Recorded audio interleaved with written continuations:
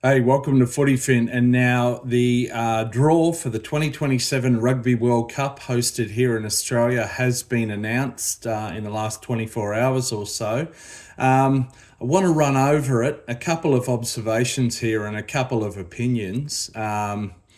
Maybe a little bit of controversy as well. Let's wait and see. Please let me know what you think. You may not agree with me. That's okay. Disagreement is not conflict. Please drop a comment down below and like and subscribe if you haven't already.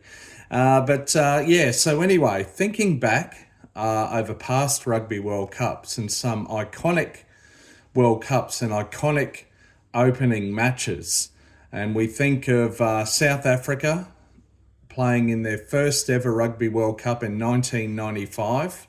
And indeed, they were hosts. They were up against the defending champions, Australia, the Wallabies. And they caused an upset of sorts and won that match. Fast forward to 2023 in France, and the hosts, France, who were probably amongst the favourites for the tournament, up against the New Zealand All Blacks, who had a point to prove, having won two in the 2010s, but then had a disappointing finish in 2019. And France, again, the hosts, scored a bit of an upset of sorts, beating the All Blacks, who went on to just lose the final by a single point, France bowing out in the quarterfinals. So anyway, now the opening match for the 2027 Rugby World Cup. And for the first time ever, the Bledisloe neighbouring countries, Australia and New Zealand, are in the same pool. Many pundits were predicting that the Wallabies v the All Blacks would be the opening match. But the announcement has been made, and the opening match for the 2027 Rugby World Cup will be the Wallabies up against Hong Kong, ranked number 23 in the world. Hong Kong, China, actually, is what they're being called. In case anyone thought that Hong Kong might still be affiliated with with Britain, as it was up until '97. Yeah, Australia v Hong Kong to open the Rugby World Cup 2027. Wow. So really, the biggest question is whether the Wallabies put a score of 70 to 80 odd points on them, or will they crack the century, the ton? Will they crack 100? That's the only real question here. Secondary question might be, will the Wallabies rest numerous top-line players and play largely a second-string team? That may be the case, and it may not be a bad idea, but in a way that defeats the purpose of being the host nation and opening up a home Rugby World Cup, doesn't it? I would have thought. So anyway, let's run over this. There's some interesting reasons as to why this is the case. Now, many from other shores are predicting or saying that this is the case because Rugby Australia just wants a game that it knows it can win. The Wallabies would be highly unlikely to beat the All Blacks in this fixture, I believe. And so they're saying that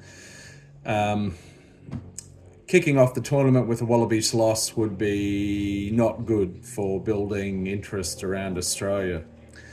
But look, I don't really agree that might be the case. I think an Australia v New Zealand opener would actually generate more interest, even if the Wallabies end up losing. I'm quite confident of that. However, that is not necessarily the primary reason as to why Australia and New Zealand will not play off against each other in the opening match. It's more about money.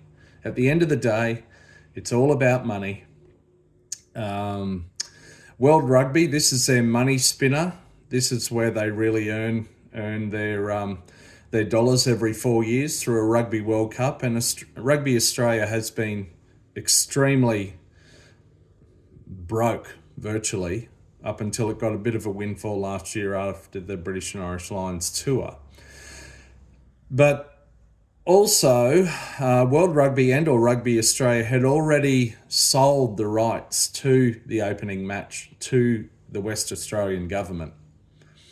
So therefore, the opening match had to be in Perth, and the maximum capacity of the stadium there is around 60,000. Whereas it's known, and it's proven year after year, that Australia v New Zealand can sell out any stadium in the country, pretty much. So they're going for the extra dollars, which kind of makes sense in a way. But on the flip side, it opens a tournament with a very underwhelming matchup.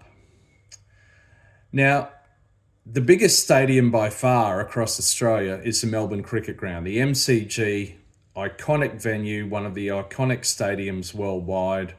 Hosted the second test against the British and Irish Lions last year. Has hosted Bledisloe's before. Hosts the AFL Grand Final every year, the Boxing Day Cricket Test, etc., etc. Capacity of about 100,000. As I said, the MCG is not available for the entire Rugby World Cup. That's right. The MCG is not available, but it gets better.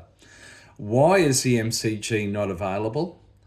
Because for obscure reasons, the MCG is to be used by the NFL.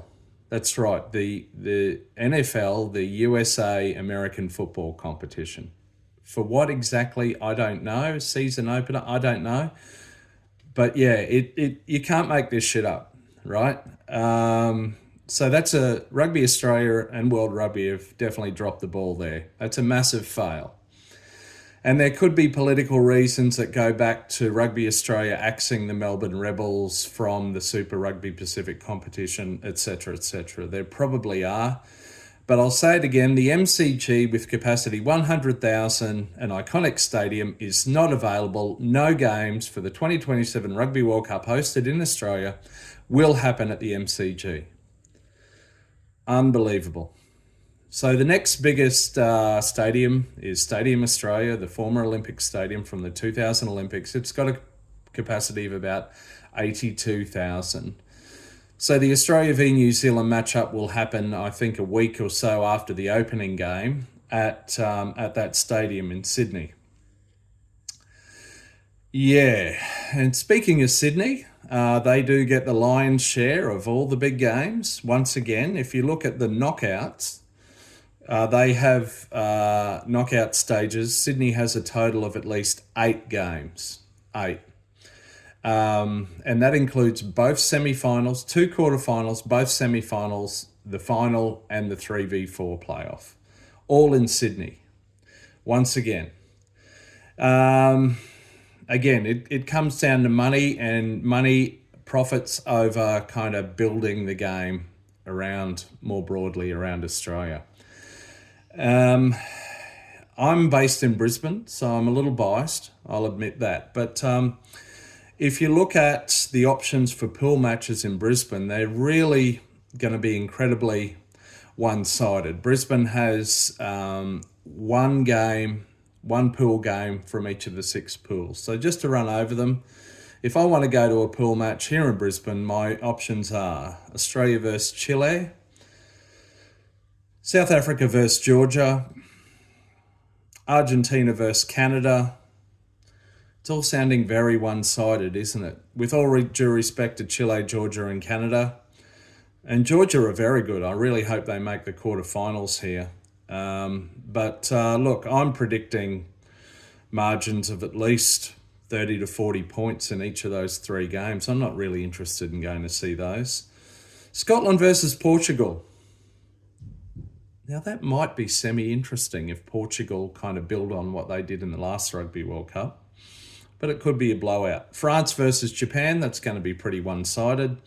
And England versus Tonga, again, very one-sided. So really, of those fixtures, with the possible exception of Scotland versus Portugal, they're all going to be very, very one-sided games. It's not really very exciting to me. I can't see myself attending a pool game.